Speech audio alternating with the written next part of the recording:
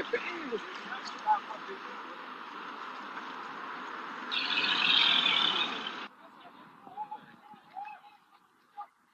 Directo a la capital.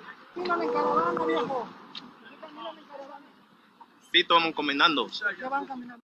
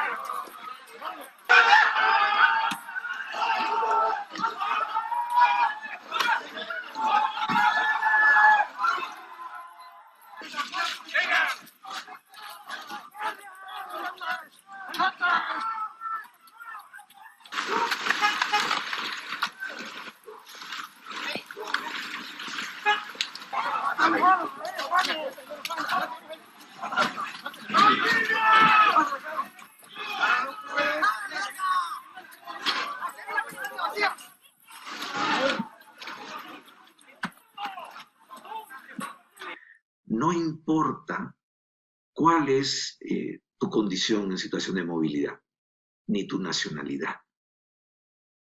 Si estás en territorio de México, tus derechos deben estar garantizados. Y si hay necesidad de algún tipo de control o de uso de la fuerza, tiene que darse en el marco de los estándares internacionales. Por eso la preocupación, no solo de nosotros, de constatarlo a través de videos de un uso desproporcionado de la fuerza.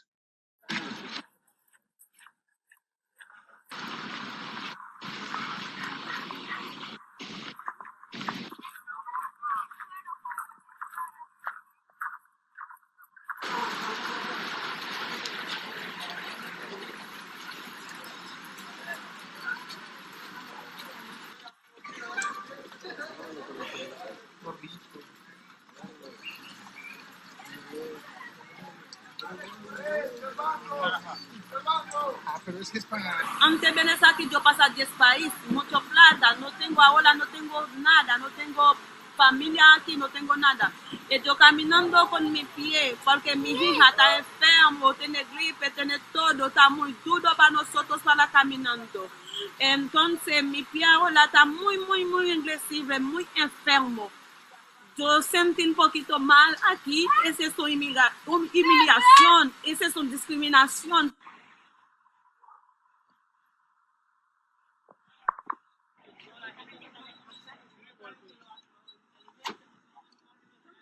En vez de construir alternativas para lo que tanto repite en el discurso el gobierno mexicano, que es una migración ordenada, segura y regular, que es viable, es posible si quisieran, ¿no?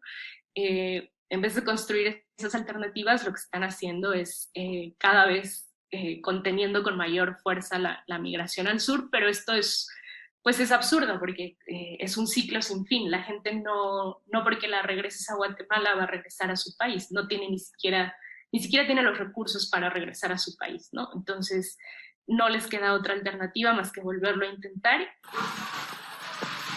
¡Gente de migración! ¡Ey, muévase! ¡Migración! No, no, no, no, no. No. Mi gente, ya. ¡Ey, ven para acá, ven para acá!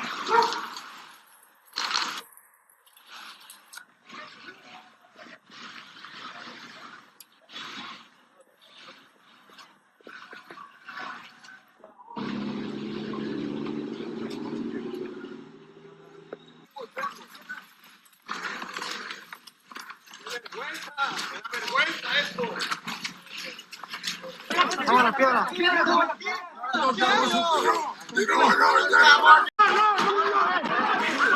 This nighttime raid in Mapastepec, Mexico, just west of Guatemala, ignites a migrant uproar. Migrants tackled to the ground, pulled from hiding in vans and homes, some of them even throwing stones at Mexican officials in riot gear. 200 travelers, including pregnant women and their children, making their way toward Mexico City to seek out expedited asylum proceedings. And this video surfacing today from the same area of Mexico. Dozens of Haitian migrants detained by authorities in this field. Women and children screaming. Families ripped apart, many trying to flee. The agents are members of Mexico's National Guard and the National Migration Institute. 14,000 troops have been ordered by the Mexican president to crack down on migrants crossing into Mexico and the United States. This after the U.S. Supreme Court ordered Trump's Remain in Mexico policy be reinstated under the Biden administration. Now, many migrant advocates saying that the reinstatement of this policy is only adding fuel to the fire, making many migrants even more desperate to escape their circumstances. Now, we haven't seen the full scope of August numbers just yet, but Marnie, I know you just mentioned in July there were more than 210,000 apprehensions, 19,000 of which were unaccompanied children. Marnie. Wow. And the kids, I saw the one kid in that video on their parents' or loved one's shoulders, the kid being pulled from his parents' arms. Marky, speaking of all of these children, there is a new report just released this week claiming the U.S. government can't get into contact with 1 in 3 of these migrant kids. What exactly does this report entail? So according to this Axios exclusive that just dropped this week, phone calls made to 1 in 3 migrant children who were brought here and either reunited with a family member or an American sponsor, those phone calls went unanswered. And we can tell you this happened between January and May. And in those 5 months, care providers made about 15,000 phone calls. Almost 5,000 of those phone calls went unanswered. And it doesn't even begin to cover the amount of children who are here. Just to break it down even further, in those first 5 months of the year alone, more than 65,000 children crossed the border into the United States, 32,000 of which HHS discharged. So 32,000 children, 15,000 phone calls. They need to be making double the calls to check on these kids. Marnie.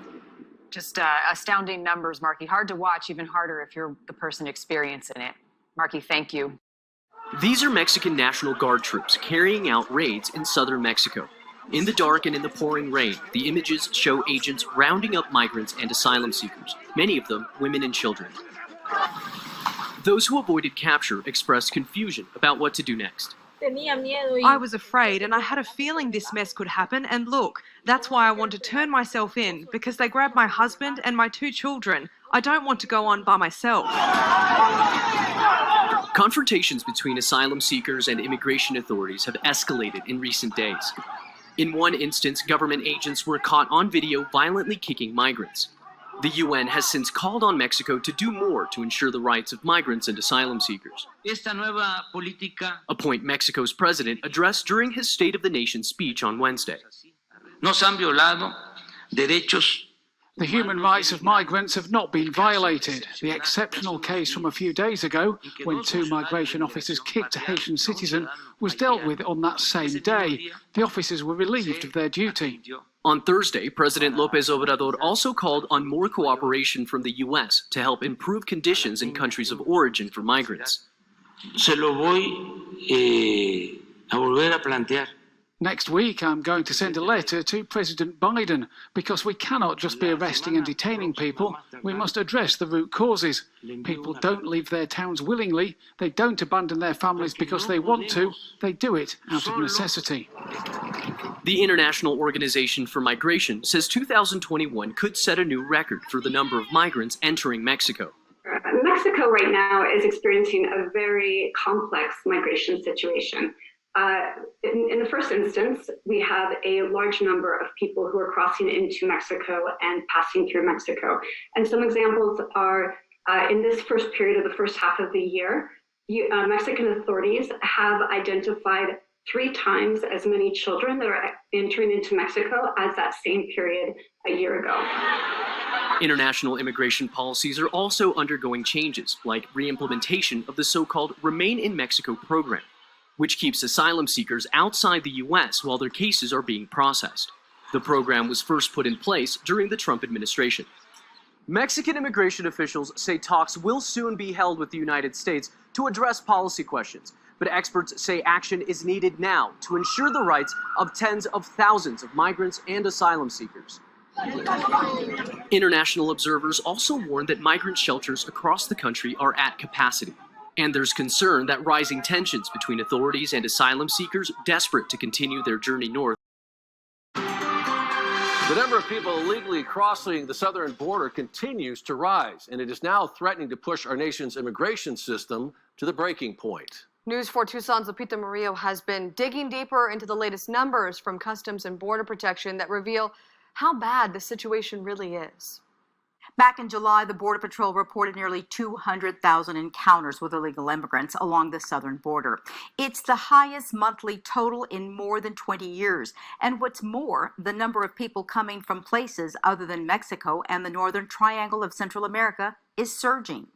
President Biden, you should declare a national emergency and deploy the vast powers of your administration to stop what's happening here. Calling the situation on the border out of control. Last month, Governor Doug Ducey extended the stay of National Guard troops in southern Arizona for another year. The previous month, in July, CBP reported more than 212,000 encounters with illegal crossers on our nation's southern border. It's going to get worse. Tucson immigration attorney Mo Goldman tells the Digging Deeper team people who are making their way to the U.S. face enormous challenges, and he expects the numbers to keep going up. Not only are people risking their lives potentially and giving up everything, but they're spending, in some cases, their life savings to be able to try to achieve that goal of making it to the border. Border Patrol agents are catching more than just people from Mexico and the northern triangle of Central America. They include citizens of India, Romania, Brazil, and Venezuela. In January of this year, CBP reported about 9,700 encounters with migrants from countries other than Mexico, Guatemala, Honduras, and El Salvador. By July, that number had surged to over 59,000. Homeland Security Secretary Alejandro Mayorkas has called the situation at the border unsustainable and recently issuing a stark warning to those who would attempt to illegally come to the U.S. by boat from Cuba or Haiti. The time is never right to attempt migration by sea. To those who risk their lives doing so, this risk is not worth taking. The Migrant Protection Protocols, or Remain in Mexico policy enacted under President Trump, allow the Department of Homeland Security to return those who crossed illegally back to Mexico to await their removal proceedings. The U.S. Supreme Court recently upheld those protocols. Now, not only are we seeing, a significant influx of migrants, but many of them are just stuck living in Mexico right now, and they can't get the opportunity to get their foot in the door so that they can make their claim for asylum and have a fair hearing. Goldman says the current situation at the border could be just the tip of the iceberg as tens of thousands continue to flee violence, oppressive governments, and natural disasters. There's finite resources, and you also have the oppression that goes on and also the climate change, and that's a recipe for a significant amount of migration. It isn't just the governor who is concerned about the illegal influx. Arizona Attorney General Mark Brnovich is now leading a coalition of 16 states challenging President Biden's immigration policy. Digging deeper, Lupita Murillo, News for Tucson. Well, the border crisis is spilling into Brooks County. The sheriff's office is dealing with the bodies of undocumented immigrants being found on ranch lands throughout the county. Brooks County Sheriff Benny Martinez says that the bodies of 84 people have been found since just the beginning of this year alone. He believes once they cross over from Mexico, they either become lost or injured while trekking through remote areas. Many of the dead have also fell victim to the South Texas heat. Sheriff Martinez says there have been a 221% increase in the number of bodies being found over the last year. The numbers are they're hard numbers. I always refer to hard numbers because they're factual numbers. But then again, anything that we miss here is going to go along the coast, and the rest of the counties are going to get it. The counties north of us. Now, water stations and emergency beacons have been placed across the county for immigrants who need help. Border Patrol routinely searches the remote areas for people trying to cross. To another border now, as agents from Calexico were able to arrest a 47-year-old gang member attempting to enter the United States. Border Patrol says a man from Mexico had an extensive criminal and immigration history. Agents revealed that the gang member had tried to re-enter the U.S. after multiple deportations by U.S. authorities. Border Patrol will process the Mexican national accordingly. All right, now let's bring in Tom Homan right now. And Tom, you just heard Ashley show us that photo and talk about this photo that we're seeing on the screen of a young girl carrying her young brother through the desert as they try and seek asylum in the U.S. The young girl and her mother ended up dying from heat exhaustion. This is devastating, and this is one example that we know of. You know, you wonder how many more there are like this. Well, already this year they got like 387 migrant deaths on the border, which at this pace will be a record at the end of the year, well over 400. And that's one of the reasons, Jillian, that I'm so forceful when I talk about this issue, and why I, got in a screaming contest with Congress several times, because they haven't seen what I've seen. I've seen a lot of death on that border. I found a lot of dead children. I've talked to children as young as 8 been raped multiple times by the cartels. I was in the back of a tractor trailer with 19 dead migrants, including a 5-year-old boy that suffocated to death in 170-degree heat in a steel box. So this happens every day. These cartels are animals. They don't care about these people. They're just moving them over here for a profit, dead or alive. And that's why I get angry, and that's why I get emotional on these interviews, because I've seen this for 35 years, and that's why I fight so hard to get the administration to secure the border. Because if you secure the border, you save lives. When President Trump had illegal immigration on 80%, how many children didn't die? How many women didn't get raped? How many millions of dollars did the cartels not make? How many pounds of fentanyl did not come across that border and result in overdose deaths of U.S. citizens? A secure border saves lives. Tom, why does it seem, though, that people just don't listen to what you're saying? Well, this administration's not listening. You talked about reestablishing the Maine and Mexico program. Let's remember, we had to sue them to do that. I've been involved with Texas lawsuits to stop the moratorium on deportations, to reinstate the ICE priorities, and to put the Remain in Mexico policy back. And all 3 times, what's the administration doing? The federal judge told me you must do this. They appealed the decision. The federal judge said you have to make these steps to secure the border, and this administration appealed the decision because they want to continue doing what they're doing, which is not only a public safety issue and a humanitarian crisis, it's a national security crisis. This administration has no intent on securing the border. They proved it over and over again. What does this mean then? You know, you see all these numbers, so we can go ahead and pull this up on the screen. The numbers of unaccompanied minors in the U.S. fiscal year 2021, 113,791. That is up significantly, my goodness, from fiscal year 2020, where it was over 33,200. What does this mean, though, going forward? Because it's like it's a domino effect, right? If you let a little bit in, more is going to come, more is going to keep on coming. And these are the warmer months, Tom, when, correct me if I'm wrong, things typically slow down. When the government, their actions speak louder than their words. When you continue to release family groups and unaccompanied children to the United States, when you lose track of them, the government just reported yesterday, they lost track of about 30% of them, 35%, they can't find now because they're in the wind. When you have no consequence and no deterrence to bad behavior, they're going to keep coming, especially when the government promises you won't be detained, you won't be deported because ICE has been decapitated, you get to stay, and we'll give you free health care on top of all that. Hey, Tom. They're going to come. This administration words have caused this, or actions have caused this. We have about 30 seconds left, but what do you make of the news that the Biden administration wants to help secure borders in other countries, but we're seeing what's happening on our southern border? I'm disgusted. I've worked for 6 presidents starting with Ronald Reagan, and I respect every one of them, even though I didn't agree with all of them. I respected those presidents. I can't believe that I had to retire after 35 years serving my nation, and I have to sue the current president of the United States for failing to do his job, secure the border, and uphold his oath to defend this nation. He is supposed to protect our sovereignty, and he has not done one thing to protect our border and our sovereignty as a nation. Tom Homan, retired acting ICE director, thank you very much for joining us. Appreciate your time. Thanks for having me. Of course.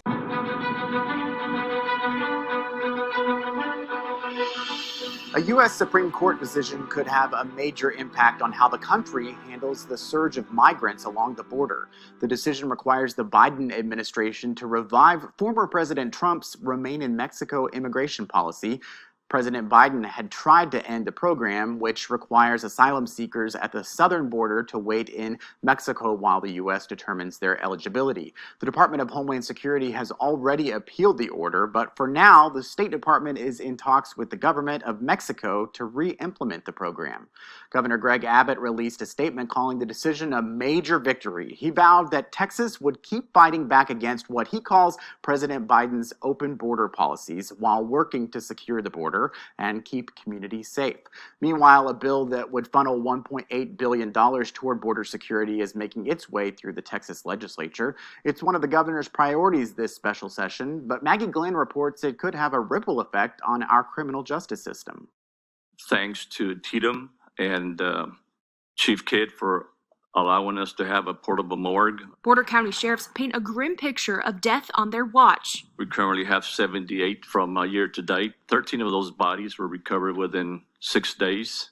Border Patrol reports a 500% increase in encounters with undocumented migrants in the Rio Grande Valley sector alone this year, which is why lawmakers are trying to help. House Bill 9 includes $301 million to deploy an additional 1,800 guard along the border to support law enforcement. That would bring the total number of guardsmen at the border to 2,500, 13% of the state's 19,000. The bill also includes plans to make more room for migrant detentions. They are transported currently to the TDCJ Briscoe unit in Dilley, Texas, where they await trial. The Briscoe unit currently has 486 migrants, almost all charged with misdemeanor trespassing. This bill would provide funding to convert 2 more prisons in the border region. Once the Briscoe unit reaches 500, TDCJ, in conjunction with the Texas Commission on Jail Standards, will start bringing the other units up to code. Democrats point to issues beyond state control. The UN talked about El Salvador and Honduras being the murder capital of the world. I think what we want to get our heads around is this is multi-layered, complex issue. Border sheriffs say they still need immediate help, though. Well, it's complex in nature. There's a lot of layers that we need to look at, and you just got to peel one layer at a time. But the first layer is border security.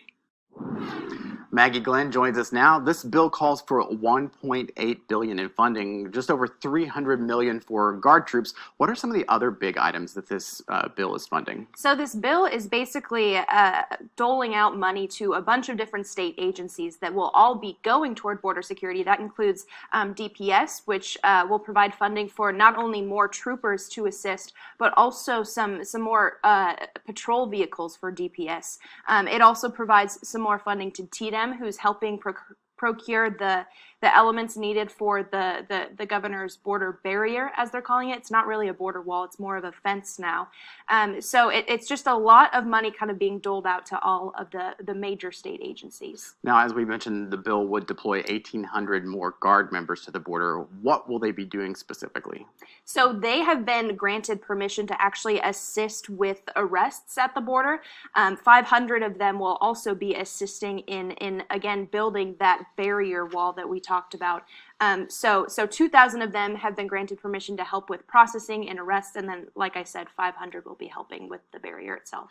So you mentioned the state plans to clear out prisons to make room for migrants. How do they clear out prisons, and what happens to those inmates? So it's essentially taking the prisoners and dispersing them to other prisons that have the capacity to take them across the state. So it usually takes about a week. We saw it happen in July with the Briscoe unit. Inmates they're given about 24 hours notice. They tell them where they're going so that they can let their loved ones know where they're heading. And then it usually takes about a week to actually get them there. Yeah, I think a lot of people don't think about the families that have loved ones in jails. You spoke to some of them, right? I did, and they were extremely heartbroken back in July. I spoke to the mother of a son. Her son was in the Briscoe unit, and he was being moved about 10 hours away, and she moved her entire life to the Briscoe unit, right outside the Briscoe unit, so that she could visit with him. And now, you know, the prison that he's at now is a 10-hour drive, and she's having to contemplate, you know, does she pack up and move again to be by this next prison, or will he be moved again as soon as the Briscoe unit is converted back to a typical prison? It's really heartbreaking. I also spoke with a wife of a prisoner who was facing the same thing. It was going to be a 7-hour drive now for her. So it was just really heartbreaking, and they were given such short notice that they had very little time to process it. All right, Maggie, thanks for following this for us. Thanks, Josh. Brand new this morning, investigation underway into a panga, and this washed ashore overnight at a very popular beach spot. Right now, Border Patrol agents looking into what happened. It's Chris Groh live in Pacific Beach with the latest on this investigation. Good morning to you, Chris. Good morning, Eric and Netta. And look, just as quickly as we were on the air just a short time ago with Border Patrol here, the boat's still here. That has since gone. No longer are we seeing Border Patrol agents in the area, and the boat that was up on the beach, no longer there. It has been towed away. So let's show you that panga that washed up on shore, and according to witnesses, did have people inside when it washed on shore. The only problem, according to Border Patrol that was out here on scene and witnesses, is that there were several cars waiting, apparently, for this boat to wash up, and we saw apparently several of those individuals get into those cars, and then those cars drove away. Now, according to those witnesses, Border Patrol agents were not able to arrive in time. We did not see anybody in custody when we were here, and the vehicles were last seen heading southbound on Mission Ave. Now, one thing to point out about this area is that this is extremely residential. Yes, we are right by a beach entry point right off of Law. However, there are a ton of homes here, and so the theory right now on scene is that there could be potentially some surveillance cameras that might be able to give Border Patrol agents and law enforcement some kind of a better idea of exactly who these individuals were and what exactly was going on in this area so early in the morning under the cover of darkness, and again, just how many of them were there. Now, they were able to collect some life vests. However, as we all know, that doesn't necessarily correlate directly to how many people were on board the panga, but that panga has since been towed away, and again, Border Patrol agents no longer in our immediate area. Breaking news out of Pacific Beach, where Border Patrol agents find another suspected smuggling boat. Fox 5's Heather Lake joins us live there with the latest information. Heather, good morning. Good morning. Well, Eric, as we know, this is not an uncommon sight recently in San Diego. We're going to talk about all the incidents that have happened since May and what CBP is doing this weekend to step up patrols. But first, I want to talk about what happened overnight. So we're in Pacific Beach, Law Street Beach, and this is basically a place where they had discovered a panga boat. Border Patrol agents discovered this, and we have video to show you what that boat looked like. They just removed it from the beach this morning. It washed ashore around 1:30 a.m. It's believed this all happened right here at Law Street Beach, and that people were on board and were able to get away. Agents were seen earlier this morning removing life vests. They had a plane overhead, and as far as this morning, they were just able to have that panga towed from the beach. Now, we don't have details about how many people were on board or where they went, but we do know in past situations, agents will be looking to get security video from beach residents to get more information on what happened here, as many of these situations do happen in the middle of the night. So since May, there have been at least 9 incidents where a panga has washed up on the shore of San Diego, the San Diego border, and in many of these situations, the journey can be dangerous or even deadly. Take a listen. Our job is twofold. Obviously, to protect the interests of the United States. But 2, it's to essentially save these people from this maritime environment. Any of the criminal organizations, they are marketing their services, so to speak, to these migrants who have never been sometimes on a boat. These people sometimes don't even have shoes. They don't even have pants or sweaters. T-shirt, shorts, maybe a backpack. So CBP is ramping up patrols in our waters this weekend. It's today through Tuesday, so people should be seeing a little bit more of those patrols from the air, land, and sea. And if they see any information or they see smuggling-related activities, they are asked to call the Joint Harbor Operations Center. That information is on our website. Just click on that Scene On tab. And Eric, we will be getting more information from Border Patrol agents as the sun comes up. That's going to do it for us in Pacific Beach. I'll send it back to you in the studio for now. They're definitely busy. Okay, Heather Lake, thank you. A tragedy unfolding near the border after a mother and her 10-year-old daughter were found dead trying to migrate into the U.S. Good evening, everyone. Thanks so much for joining us. I'm Kariba Devine. And I'm Mark Curtis. A 2-year-old boy survived. And tonight, that father and husband is speaking with Team 12's Adriano Loya, saying that his wife was looking for asylum and a better life, but became disoriented and wound up stranded and lost in the middle of the desert.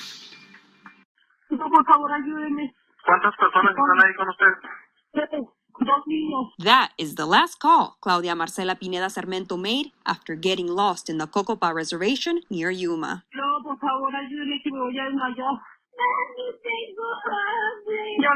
It was 1 in the afternoon, 113 degrees outside. Claudia, her 2-year-old son, and 10-year-old daughter were allegedly trying to turn themselves into Border Patrol and seek asylum. But it wasn't until she had just 3% left in her phone's battery and seriously dehydrated when she called 911. Victor Hugo Morales Pizon is Claudia's husband. She was the love of his life.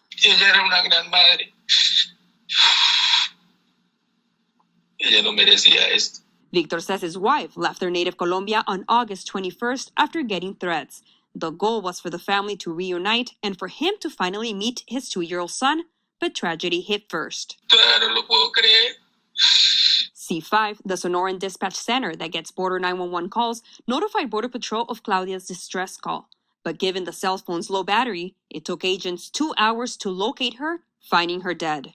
Little 2-year-old Christian was alive next to her. He was a little lethargic, a little kind of like not responding all there. Somerton Cocopa Fire Department aided him and transported him to an area hospital. Where he was found, it's an area about a mile and a half to the closest residence which is a Cocopa reservation.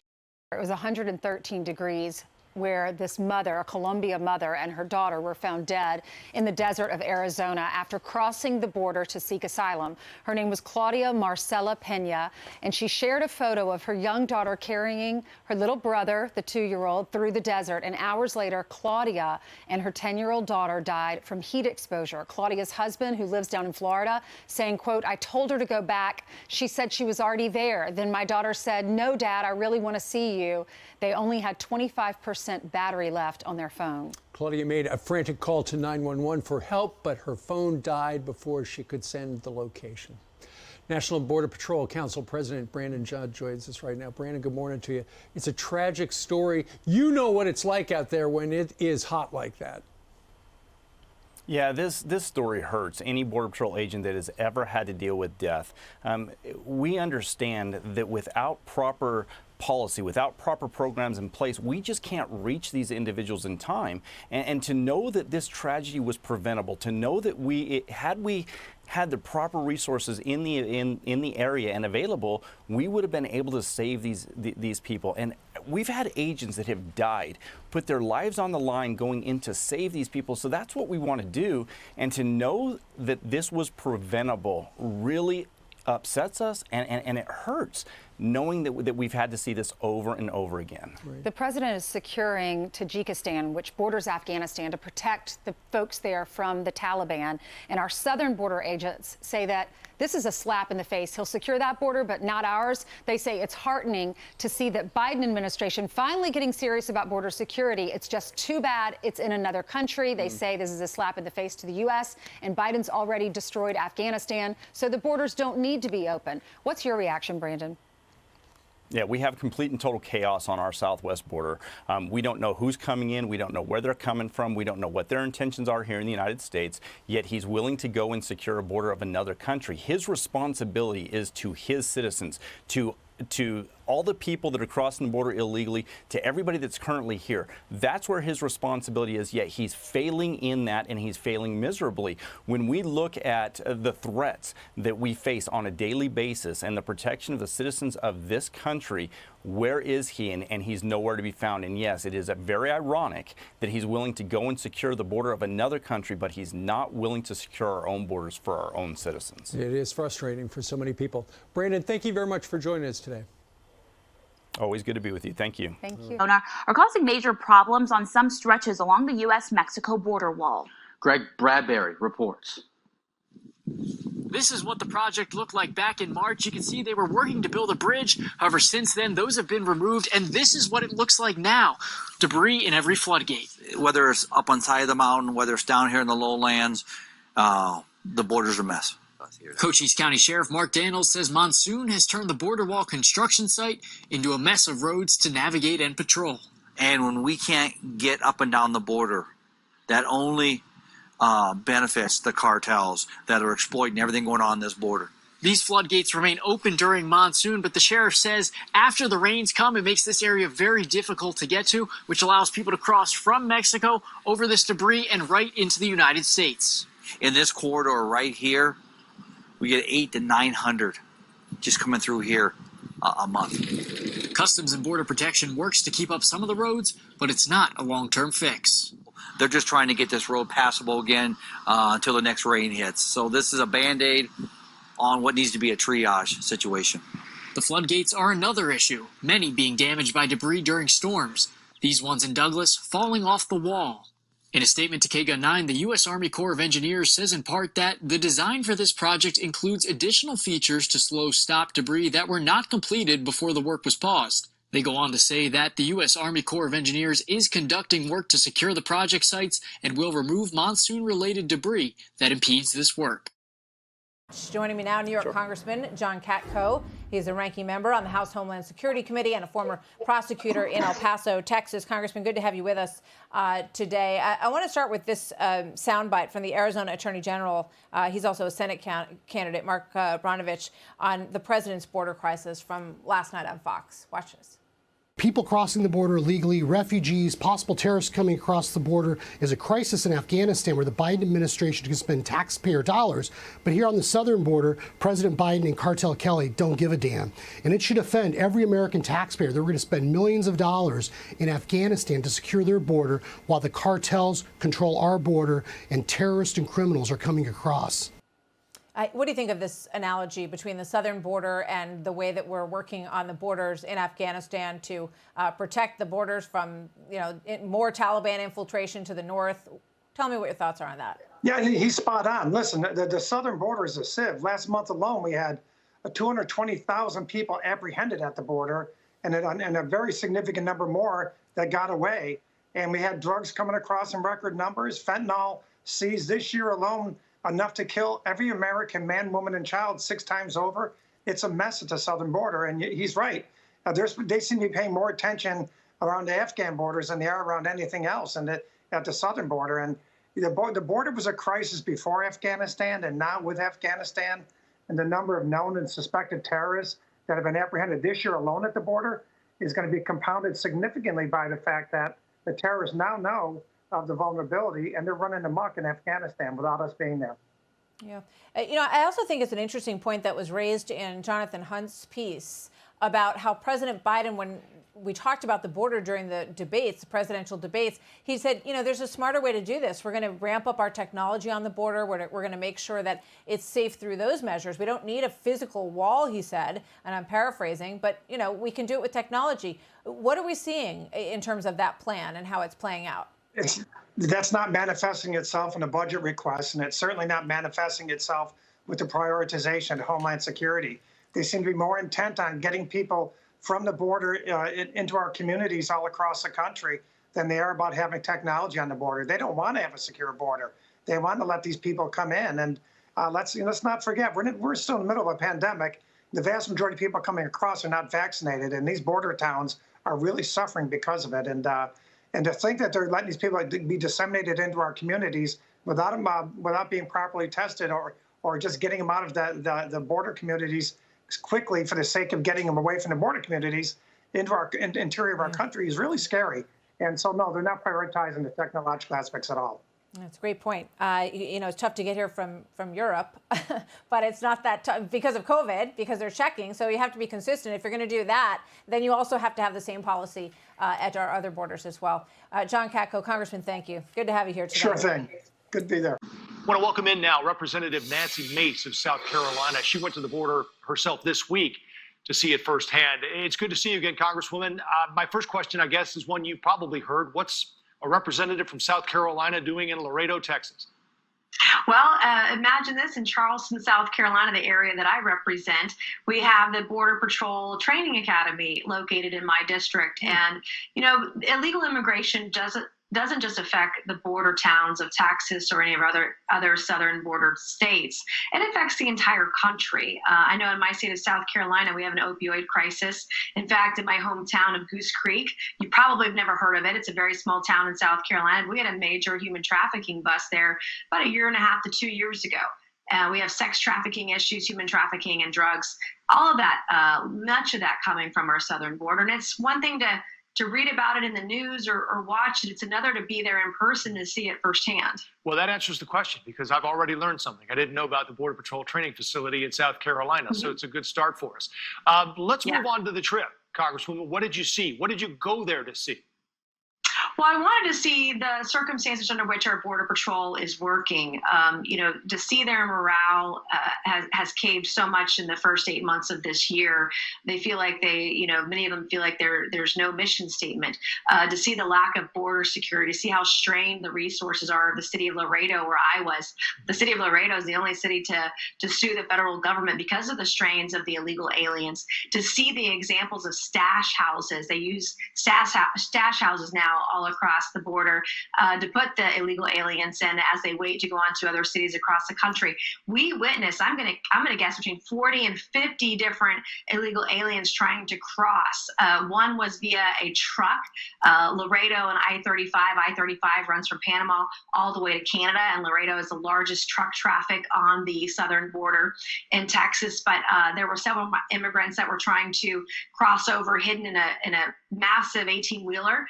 We saw along the Rio Grande multiple groups that the Border Patrol was tracking that were trying to cross over, the largest group being 33 people trying to cross over the river in the middle of the night. What did the Border Patrol agents tell you? Well, it's a very tough job. The ones who are very new on the job, there's so much enthusiasm. And in fact, even the ones that have been doing it for 20 plus years, there's enormous patriotism and enthusiasm about the job. But there's no doubt that their resources are strained. They need more manpower. They need more technology. One of the things the administration did on one of the first days of the administration is stop building the wall. In a place like Laredo, that region where it's 135 miles, they'd already funded 70 miles of wall, which would free up many Border Patrol agents to work together. Many of those agents are working out there alone in their own vehicles, and they're usually overrun by multiple groups of illegal immigrants throughout their shifts every single day. Yeah, and I know that the National Guard in Texas has sent 1,000 troops down there to build at least temporary structures in parts of Texas, and they're raising a lot of money to do it. Let me ask you, Congresswoman, what you're doing with the information that you gathered down there in Laredo. What do you do with it now? Well, I'm communicating it back home to my constituents, and I am encouraging my colleagues as well. I don't care if you're a Republican or a Democrat. I met with Republican and Democrats who were elected and unelected while I was in Laredo. This is not a Republican versus Democrat issue. This is an American issue, and we are a very compassionate country, but we have incentivized a massive problem, hundreds of thousands of illegal immigrants coming across the border every single month. It's 1.4 million. It is a massive strain on our economy. We're talking about healthcare, education, the spreading of COVID-19 and the Delta variant, for example. 40% of the illegal aliens coming across our border, they estimate, have COVID-19. And so we're talking about our healthcare system and education in this country and our economy. It puts enormous strains, not just across our southern border, but every single city across the country. You mentioned both sides of the aisle. In one of your tweets, you say it's a national security and a humanitarian crisis. When you mention both sides of the aisle, I just come back to this all the time. Why can't Congress figure this out and come up with a functional plan that makes sense? Well, Congress is completely dysfunctional right now. I mean, there are very few Democrats that have visited the border this year or in the last couple of years. In fact, I had an amendment today in Oversight Committee over this $3.5 trillion that we're trying to figure out how we're all going to spend. I wanted to spend a little bit of money, about $25 million, to figure out what assets we left to the Taliban and how we could get them back and recoup them. And it was a completely partisan vote. No Republican amendment was allowed to pass on any of the spending measures. These are, I believe, bipartisan measures. It's just a very dysfunctional place right now, and it makes me sad for our country. It is sad to hear. Representative Nancy Mace, it's great to have you with us again tonight. Take care. Thank you, as always.